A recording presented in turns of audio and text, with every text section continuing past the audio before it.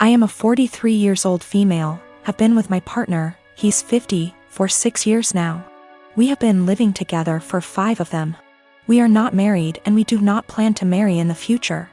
I have a son, he's 19, that is currently a high school senior. My partner has a daughter, she's 21, who is going to college. When I met my partner, I was a widow of 3 years. I am lucky enough to have a very lucrative business and some family money. Also, my late husband left a substantial estate, including the house we live in. The house is a family home, so it passed to my son as the only heir. My partner also makes good money and the difference in our lifestyles was pretty much negligible. But while I and my late husband made sure to not spoil our son, he was responsible for keeping his room clean. Even though we have a housekeeper, he had chores during the weekends. We taught him how to cook, his allowance is reasonable, he has to save for expensive purchases like a car, a PS5, etc. My current partner and his ex-wife spoil their daughter rotten. Due to an incident when we first moved in together, she demanded my son's bedroom since it was the second biggest. Got rejected since it was his home and she only spends the weekend.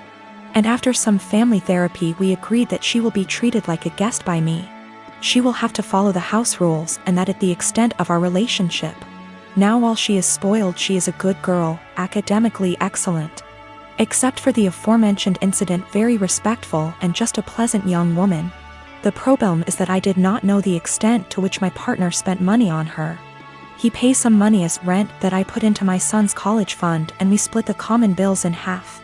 Everything else is our own responsibility, so we don't know much about each other's finances. Now my son is planning to do a tour of East Asia during the summer and I was happy to give him the money to do so, as a gift for getting into a very prestigious college. When my stepdaughter heard about it, she asked her dad to pay for a tour of Europe, since he didn't send her on one after she got into college. He agreed because he never says no. But he came to me asking me to lend him close to $30,000 because he can't afford the trip on his own. I am not even giving that much to my son and his plane tickets are more expensive. I refused. I said that since this wasn't an emergency, he can save and send her on the trip after she graduates college. Now he is not talking to me, saying that I am choosing favorites. I have no relationship with his daughter, so I don't know how that even is applicable. And that I am putting money over his happiness and relationship with his daughter.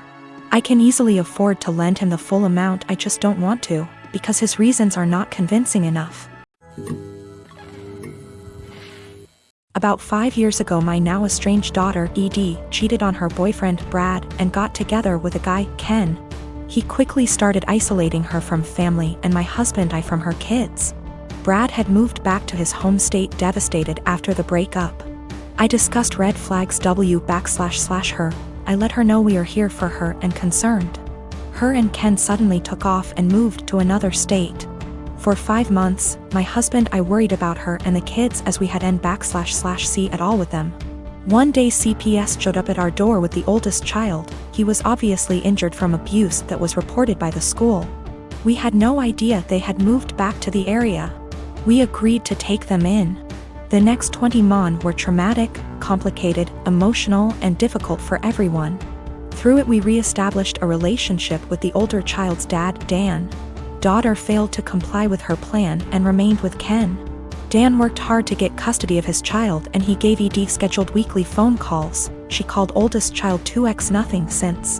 We agreed to permanent custody of youngest.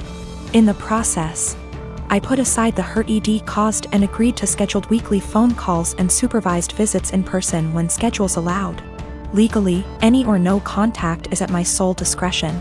Ken was not allowed to interfere //attend. Edie quit calling //scheduling visits after 3 months. I reset the call schedule to 1 XEA month. No calls. 6 months later she calls and wanted me to drop everything for a visit the following day. I couldn't because I had to go back to work. Calls stopped again.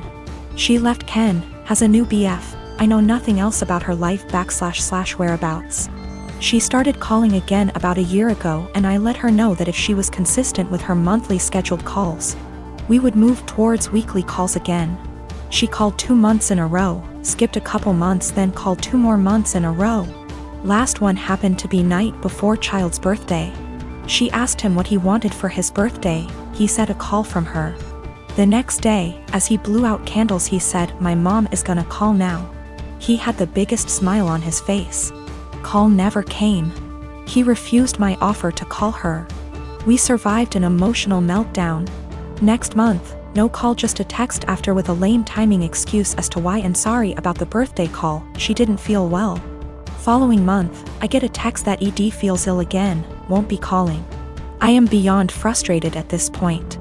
I have looked past her refusal to rebuild a relationship with us, but when it comes to the kids, my heart aches for them. Hey race, where I might be the I responded, "Parents do not get sick time. We all had COVID recently, including me, and I still took care of the children. If you do not have any time for him once a month, I don't want my time wasted with your excuses." Of course, calls stopped again. This goes back 3 years when my mom and her girlfriend got engaged. My mom put in so much time and energy into organizing this wedding and was so excited.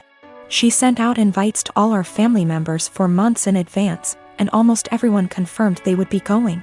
Barely a week before the wedding, she received several messages from aunts and uncles who said they won't be going because they had other commitments, despite confirming they'd be there months prior.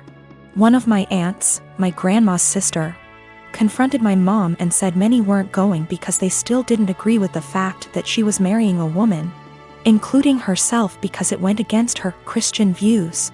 Meanwhile, my hardcore Christian grandma was more than happy to walk my mom down the aisle. This upset my mom, but she tried not to let it ruin her wedding. I, however, was furious. Only my grandma, my mom's sister, a few cousins, and another aunt attended the wedding, while my stepmom's entire family came. What really pissed me off was that 2 weeks later, my cousin who lives in a totally different state celebrated her sweet 16, and everyone who made excuses about not going to my mom's wedding made the journey all the way over there and posted pictures all over Facebook.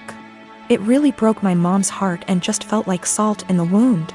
I swore then that when I got married, everyone who did not show up to my mom's wedding would not be invited to mine. Fast forward to now, me and my girlfriend of 2 years got married first week of March, and I kept my word. The only ones we invited to our wedding was the family that did go to my mom's, and one other aunt who did have a good reason for not being there at the time because she was recovering from surgery. I wanted to clarify that I am in fact a guy. We even invited my stepmom's family too. Obviously my other family members found out and expressed their hurt over not being invited. I called them all out and said if they had a problem with my mom for being who she is, then they had a problem with me, and I wouldn't let toxic people be a part of a special day for me and my wife. My wife stood behind my decision, as did my mom. That still doesn't seem to stop them from thinking it was a move and are turning it into a whole family drama because they think it was unfair to punish them for simply believing in something different. Wow, thank you so much for all the love and support, everyone. My boyfriend and I have been together for 2 years. He's a good heart and is normally rational, but his one issue is that he expects to accompany me in every occasion, no matter how big or small. He even went with me to my ex-boyfriend's funeral after days of begging. Now my best friend got married few days ago. It was very small and only close family and friends were invited. My boyfriend couldn't come because of the +1 rule.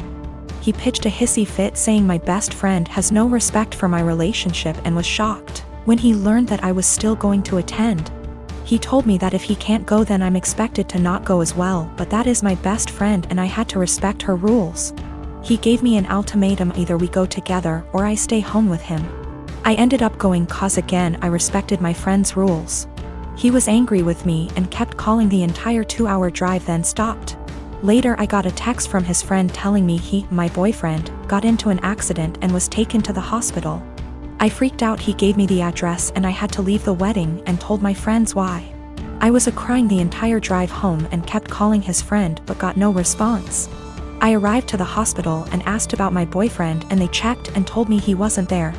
My anxiety reached 160% as I kept calling his friends one by one. I just went home and there he was, along with his friend. He saw me and said that he was sorry, but this was the only he can get me home after I left him alone. After the initial shock, I just blew up yelling at him about lying and making me leave my friend's wedding, and having me literally go to the hospital and freaking out cause of him. I kicked his friend out and we got into an argument. He kept talking about how much I love him, thus I left, which is my own doing, not his, and he was just trying to see if I really chose my friend's wedding over him. He then argued that my friend caused this and I shouldn't agree with her to exclude him. I said what he did was horrible and called him horrible and then went to my room.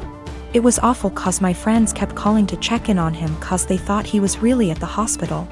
He said I overreacted and that I yelled at the wrong person. He has a history of mental health issues but got better the past few months.